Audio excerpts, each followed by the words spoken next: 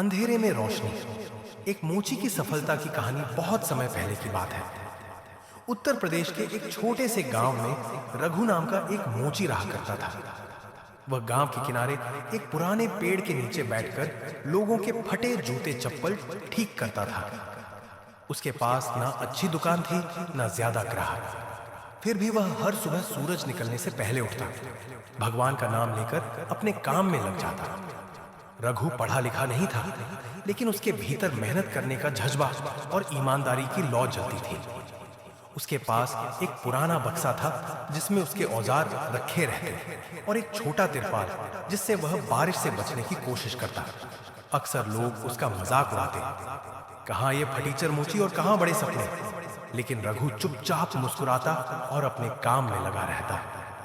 मोड़ तब आया जब एक दिन शहर से एक बड़ा व्यापारी अपने महंगे जूते की मरम्मत के लिए गांव आया। उसके पास समय नहीं था और शहर की दुकानें बंद थी।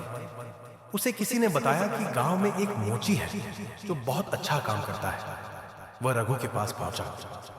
रघु ने जूते को ध्यान से देखा, ठीक किया, पॉलिश की और उसे नए जैसा बना दिया।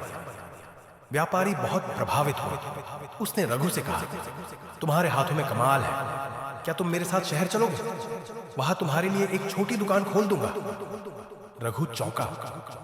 उसने कभी सोचा नहीं था कि उसकी मेहनत को कोई इस तरह पहचानेगा। पहले तो डर लगा, गांव, परिवार सब कुछ छोड़कर जाना।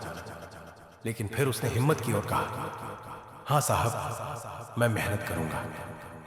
नई जिंदगी की शुरुआत शहर में रघु ने एक छोटी सी दुकान से शुरुआत की। उसने सादगी नहीं छोड़ी, पर मेहनत दोगुनी कर दी। धीरे धीरे उसकी ईमानदारी और हुनर के चर्चे पूरे मोहल्ले में फैल गए। अमीर गरीब सब उसके ग्राहक बनने लगे। कुछ सालों में रघु की दुकान श्री मोची एंड रिपेयर एक ब्रांड बन गई।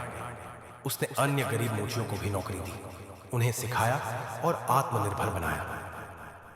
कहानी का संदेश रघु अब सिर्फ एक सफल दुकानदार नहीं था, वह उन हजारों गरीबों की प्रेरणा बन चुका था जो सोचते थे कि गरीबी से कभी ऊपर नहीं उठ सकते। अगर मेहनत ईमानदारी से की जाए तो अंधेरे में भी रोशनी की किरण फूटती है। अंत में रघु खुद कहा करता था, मैं अब भी वही मोची हूं, बस अब मेरे पास रोशनी का एक दिया है जो मैंने खुद अपने पसीने से जलाया है।